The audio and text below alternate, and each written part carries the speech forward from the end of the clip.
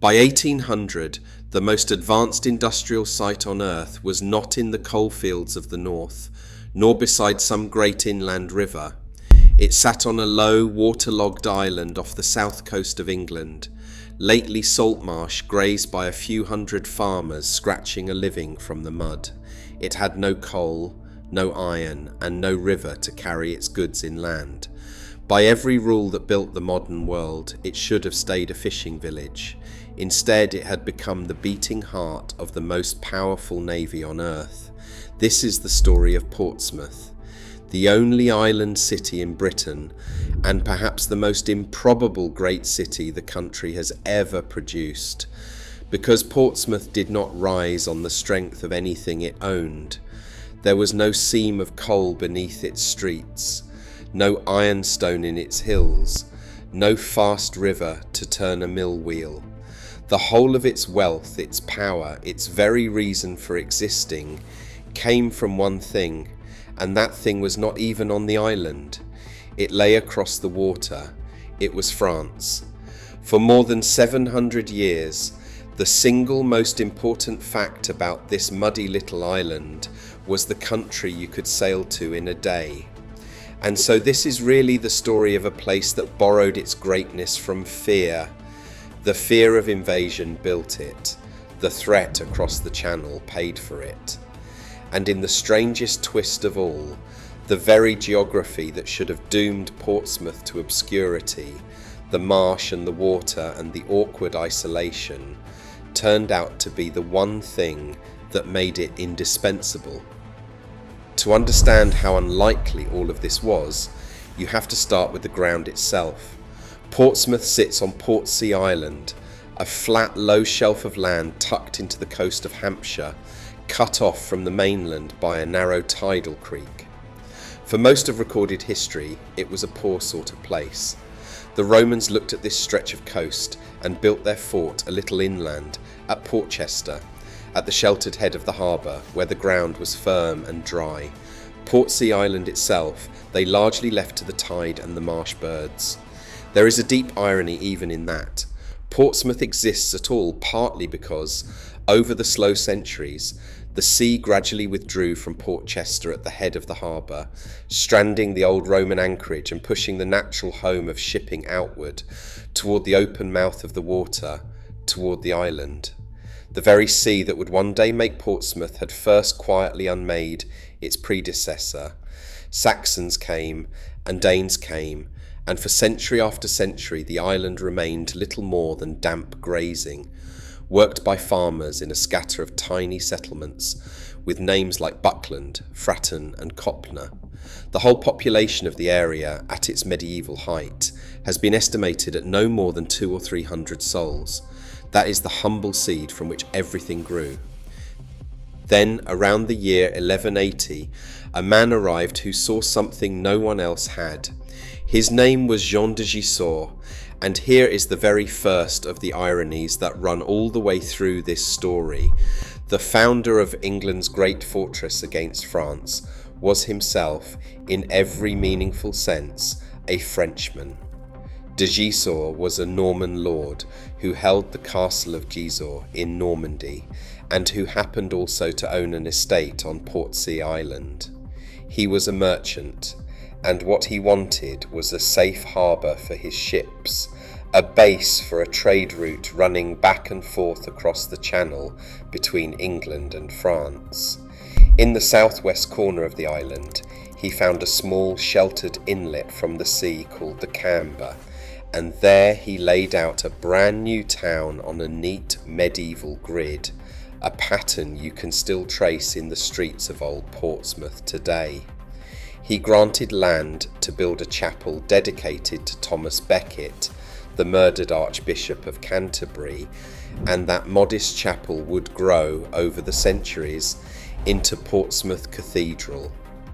So the town began, quietly, as a trading post, a Frenchman's bridge to France.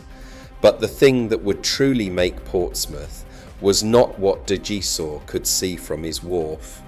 It was what the kings of England could see when they looked at a map. Look at where the island sits. It commands one of the finest natural anchorages in the whole of Northern Europe, a deep sheltered stretch of water where a great fleet can lie safe from the storms of the open sea. In front of it, like a vast breakwater laid down by nature, stretches the long green wall of the Isle of Wight, shielding the anchorage from the worst of the Channel weather.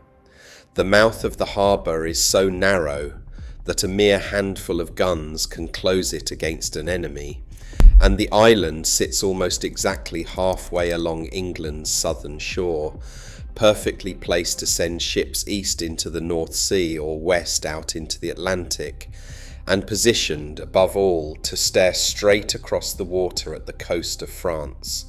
For a merchant, all of that was a convenience. For a king at war, it was a weapon.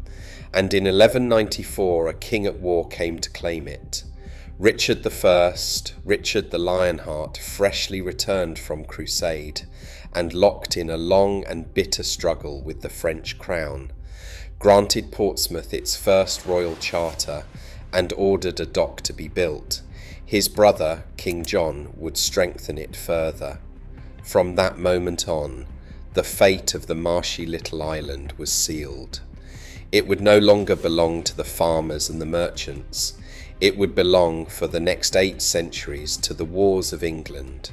For a long time, that was a dangerous inheritance. Being England's front door to France also meant being France's front door to England. And more than once in the Middle Ages, French raiders crossed the water and burned the town to the ground. The people rebuilt each time on the same stubborn mud. Through the long wars of the Middle Ages, and above all during the 100 Years' War that ground on between England and France for well over a century, the little town lived as a standing target, raided and put to the torch, and left in ashes more than once. And yet each time the survivors trudged back and built again on the very same exposed spot, because the harbour behind them was worth far more than the houses in front of them.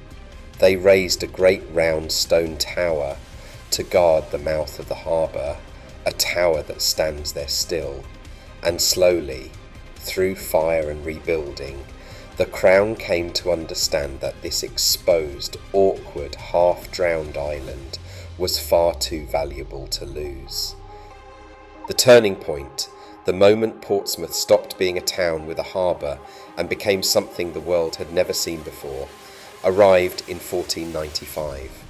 In that year, King Henry VII, the first of the Tudor kings, ordered the building of something entirely new. He paid a little over £190 for it, a modest sum even in those days, and what he received in return was what is generally regarded as the first dry dock in the world. To understand why that mattered so much, you have to know how ships had been built and repaired before. The old method was almost comically crude. To work on a ship's hull, you ran the vessel up onto a mudbank at high tide, and when the water fell away, you piled earth and timber around her to hold her upright, and then you worked against the clock before the sea came flooding back. Sit with that image for a moment. The great warships of England were serviced by being deliberately stranded in the mud, and here on this island that was itself little more than a glorified mudbank, someone finally built a better answer. A stone dock you could seal behind gates, and pump dry and keep dry, so that shipwrights could work on a hull in the open air for as long as the job took. It changed shipbuilding forever. 2 years later, in 1497, the first warship built at Portsmouth slid down into the water, a carrack called the Sweepstake. It is a small and strange thing to sit at the root of so much history, a hole in the ground that you could seal and keep dry. But from that single innovation flowed the ability to build bigger, stronger, more ambitious ships than anyone had ever built before, and to keep them fighting for decades on end. The dry dock was the seed. Almost everything that followed grew out of it. Henry's son, Henry VIII, pushed the whole thing further still. He made Portsmouth the permanent home of a standing English navy, something the country had never truly possessed before. In 1510, the keel of a new warship was laid in the yard, a ship whose name would outlive every man who touched her. the Mary Rose. She was among the first warships in the world designed to fire a full broadside through gun ports cut low into the sides of her hull, and for more than 3 decades she was the pride of the Tudor fleet.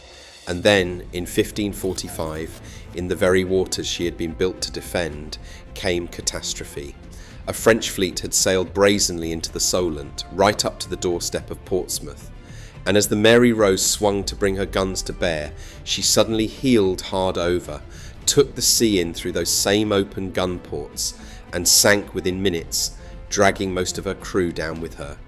King Henry, so the story goes, watched the whole thing unfold from the shore and wept. For more than 400 years she lay buried in the silt of the seabed, forgotten, until in 1982, in one of the great feats of modern archaeology, her hull was raised from the mud and brought back into the daylight. She rests today in a purpose-built museum, only a short walk from the spot where her keel was laid, one of the most astonishing survivors of the entire Tudor age. By now the deep pattern of Portsmouth's whole existence was set. Every time England went to war with a great continental power, and it did so again and again and again across the centuries, the money came flooding into the island, the dockyard grew, and the town swelled around its walls. Through the 1500s and the 1600s, and on into the 1700s, the yard expanded without pause. Storehouses and rope walks and mast ponds and dry docks spreading out across the drained and reclaimed marsh. It grew so vast that it burst clean through the old walls of the medieval town, and an entirely new town, Portsea, sprang up beside it to house the swelling army of workers. By around the year 1800, this dockyard on a muddy island had become what many historians have called the largest industrial complex in the world. Not one of the largest, the largest. It had become a self-contained town within a town, with its own churches, its own schools, its own shops and surgeries, and even its own fire station, with tens of thousands of men labouring behind its high brick walls to build and arm and repair the wooden walls of England. By the turn of the 19th century, the Royal Navy counted some 684 ships, and it was from here, more than from anywhere else on earth, that they were kept afloat and fighting. It is worth stopping to picture the sheer scale of the place.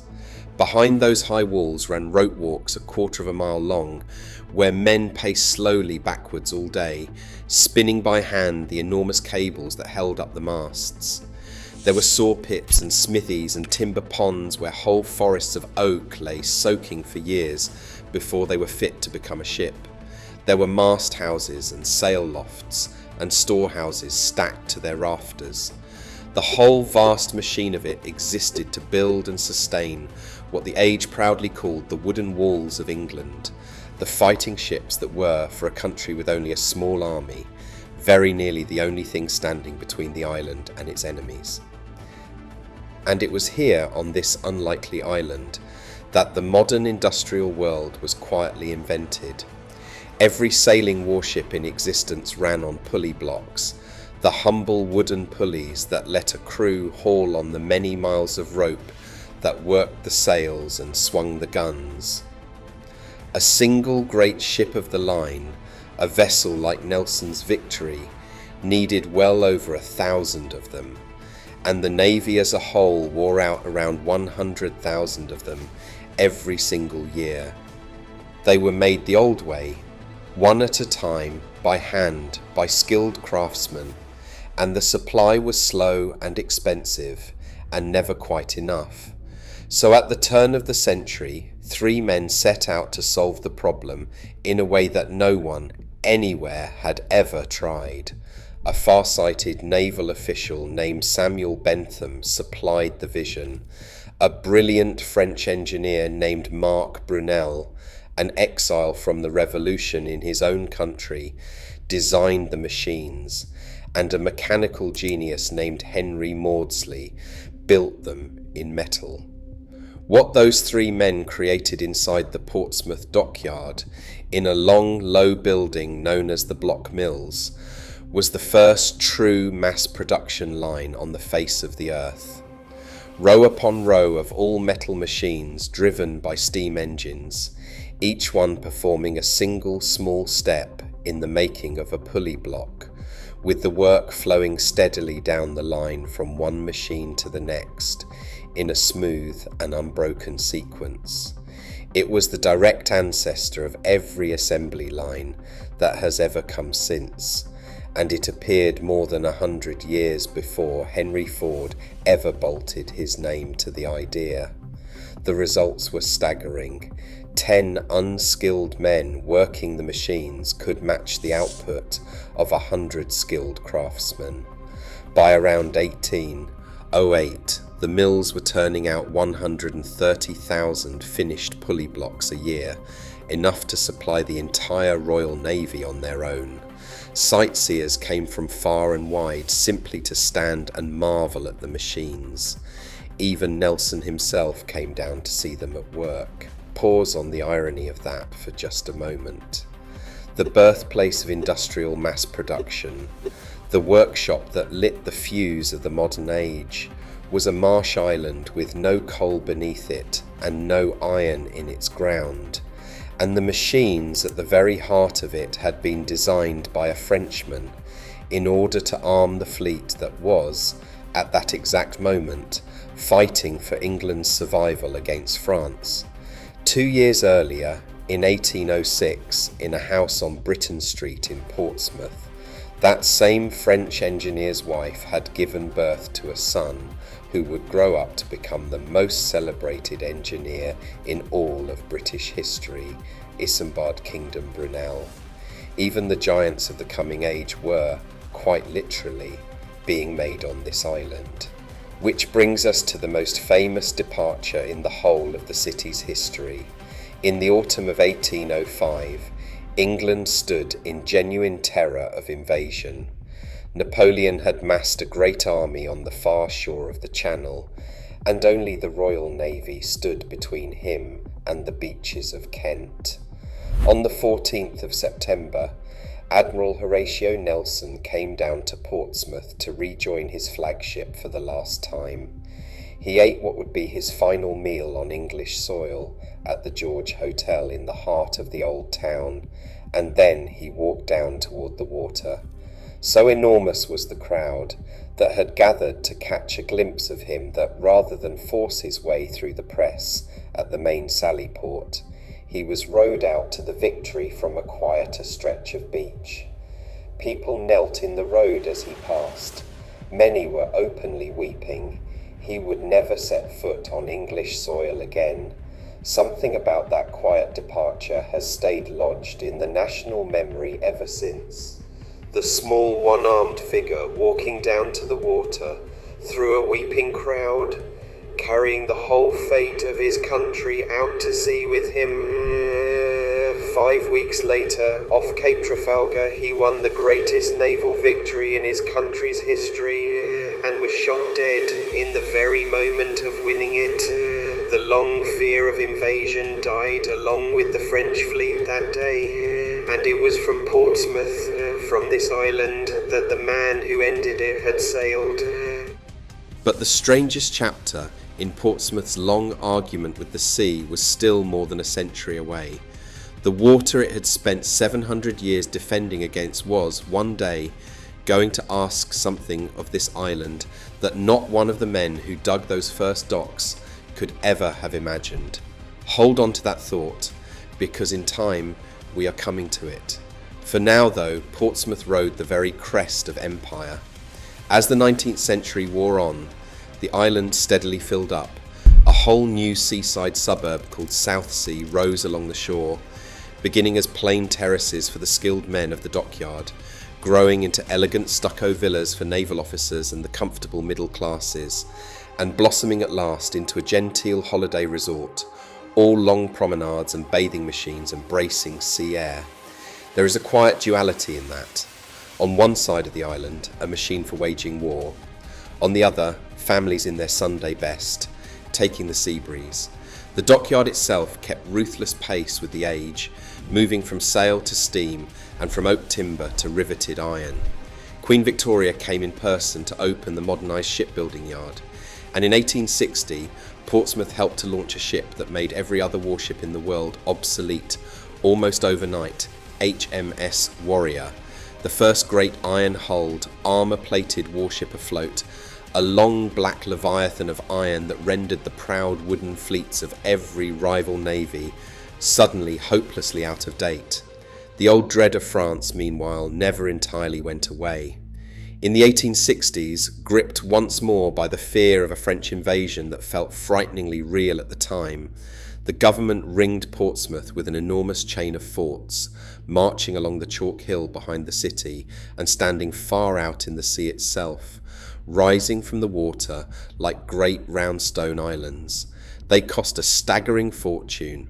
The invasion, of course, never came. The forts never fired a single shot in anger, and in time, the people took to calling them Palmerston's Follies, after the Prime Minister who had ordered them built.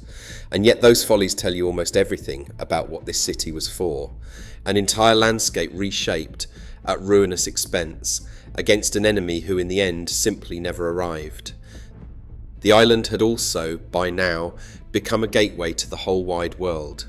It was from Portsmouth back in 1787 that the 11 ships of the First Fleet had set sail on their long and desperate voyage to the far side of the planet, carrying the convicts and marines who would found the first European settlement in Australia.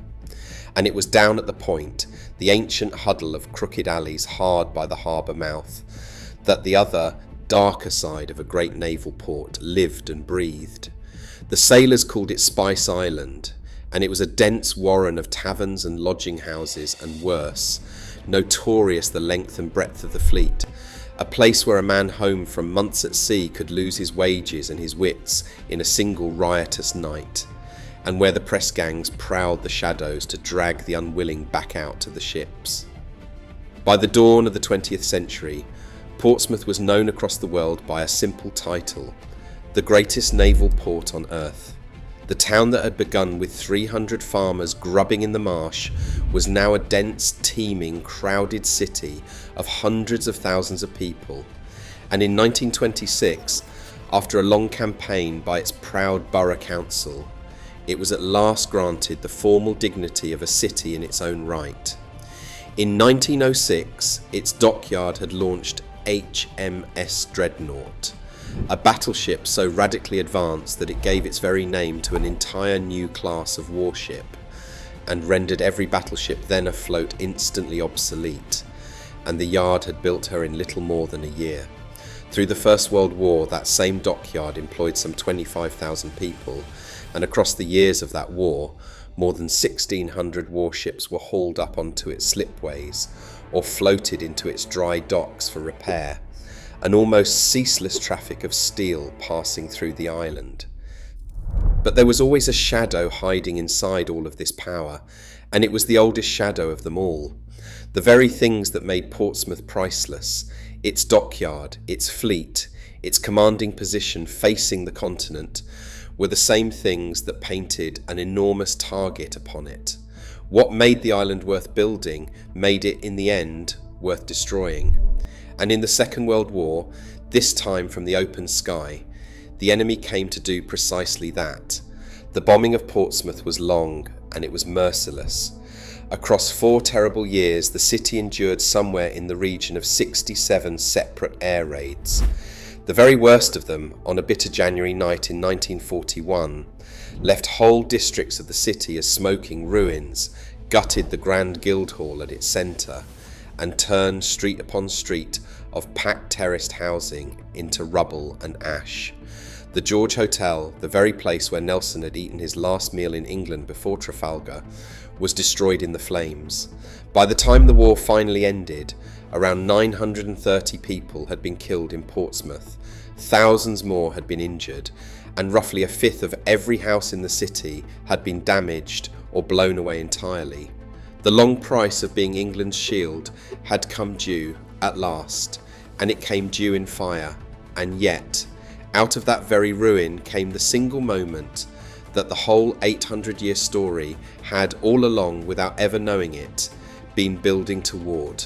Because in 1944, this island, founded by a Frenchman, armed against France for the better part of a millennium, and battered half to pieces from the air for its trouble, became the place from which France itself would finally be set free. In the spring of that year, the whole of southern England around Portsmouth was transformed into one vast armed camp, as men and vehicles and mountains of supplies gathered in secret for the greatest seaborne invasion in the history of the world. In a quiet country house at Southwick, just to the north of the city, the Supreme Allied Commander, an American general named Dwight Eisenhower, established his headquarters. He was not alone there. The man charged with marshalling the thousands of ships was a British admiral named Bertram Ramsay, and the fate of the entire operation came in the end to rest on the word of a single meteorologist, a group captain named James Stagg, who studied the wild and shifting Channel weather and tried to tell the commanders when the skies might briefly clear. The first chosen date had to be abandoned as storms rolled in off the sea. For one agonizing day, the whole invasion hung suspended, hundreds of thousands of men waiting in their sealed camps until Stagg at last found a narrow window in the weather. And deep inside the chalk of the hill above the harbour, in an underground fortress at Fort Southwick, the movements of that enormous armada would be plotted and coordinated hour by hour. And there, in a room dominated by a huge and closely guarded map of the Normandy coast, a map built by a British jigsaw firm, whose workmen were then kept prisoner on the base itself, so that they could not breathe a word of what they had seen, the Allied commanders sat and waited on the weather and made the most consequential decision of the entire century. There, when the forecast at last broke his way, Eisenhower gave the order to launch in two short and now immortal words: "Let's go." On the 6th of June 1944, around 7,000 ships and landing craft set out for the beaches of Normandy, and a great many of them sailed from right here, from the sands of Southsea, from the old naval dockyard, from every shore and slipway around the crowded harbour. Eyewitnesses gazing down from the hill above the city later swore that the sea had been so thick with vessels that it seemed a man could have walked from Portsmouth all the way out to the Isle of Wight across their decks, and never once got his boots wet. The Marsh island that a Norman merchant had chosen 8 centuries before as his own small private bridge to France had become the great doorway back into France, and through that doorway poured the armies that would liberate an entire continent. After the war, the long story changed its key and grew a great deal quieter. The mighty age of the naval dockyard was drawing to its close. The fleet shrank, the empire quietly folded itself up, and the yard that had once been the largest industrial site on earth slowly wound down, shedding its thousands upon thousands of workers, its great slipways falling silent one by one. The city that had been built entirely and single-mindedly around one single purpose now had to learn, slowly and painfully, how to become something else. Much of the bomb-shattered heart of the old town was cleared away and rebuilt in plain post-war concrete. The Point and Old Spice Island grew respectable at last. Southsea became a place that people came to for the view, rather than for the voyage out. The island had filled right into its very edges, until Portsmouth became, and remains, the most densely packed city anywhere in Britain outside London, a whole crowded human world pressed onto a low scrap of land that had once held nothing but marsh grass and a few hundred farmers. But the water is still there, and so, therefore, is the deep reason the whole improbable thing ever happened at all. Portsmouth remains, to this day, the home of the Royal Navy. The naval base is now the home port for very nearly 2/3 of the Navy's entire surface fleet, and that includes the 2 largest warships Britain has ever built, the aircraft carriers Queen Elizabeth and Prince of Wales, ships so vast that the old harbour had to be dredged deeper simply to let them in and out. When the first of those 2 giants came home to Portsmouth for the very first time, She slid past the same round stone tower at the harbour mouth that has stood guard over this water since the Middle Ages. 800 years of history, standing quietly on the shore, watching the newest fleet come sailing in, and alongside the working modern base sits the deep past, carefully preserved. Nelson's Victory still rests in her dry dock, the oldest commissioned warship anywhere in the world. The Mary Rose lies in her museum close by, raised at last from the mud that hid her for 400 years. The old Iron Warrior floats proudly at her berth, and the Block Mills, the modest little building where the entire modern industrial world was first born, still stands within the walls of the yard, its clever machines long since stilled and silent. Stand on the shore at Portsmouth today and look out across that grey, flat, unremarkable stretch of water, and it is genuinely hard to believe what it managed to do. It built a great city out of a marsh. It turned 300 farmers scratching in the mud into the workshop of an empire and the launch pad of the modern age. It gave the world the first dry dock and the first factory and the fleet that ruled the oceans for the better part of 2 centuries. And it did every bit of it not because of anything the island itself possessed, but simply because of what happened to lie on the far side of the water.